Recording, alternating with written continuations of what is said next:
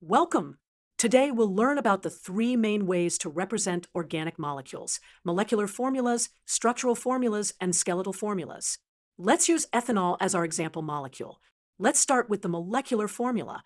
The molecular formula shows us the types and numbers of atoms in a molecule, but not how they're connected. For ethanol, the molecular formula is C₄H₉OH, meaning it has 2 carbon atoms, 5 hydrogen atoms, and 1 oxygen atom with 1 hydrogen. Next is the structural formula. This shows us exactly how the atoms are bonded together.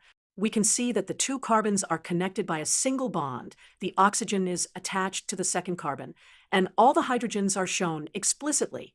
Finally, we have the skeletal formula, also called a line structure. This is the simplest representation. Each vertex and endpoint represents a carbon atom, and the hydrogens are implied. We don't draw them at all. We only show atoms other than carbon and hydrogen, like this oxygen atom with its hydrogen. Let's compare these three representations. The molecular formula is most compact, but shows the least structural information. The structural formula shows everything explicitly but takes longest to draw. The skeletal formula balances simplicity and information. It's what chemists use most often. Remember, all these notations represent exactly the same molecule. They just emphasize different aspects. Choose the notation that best suits your needs.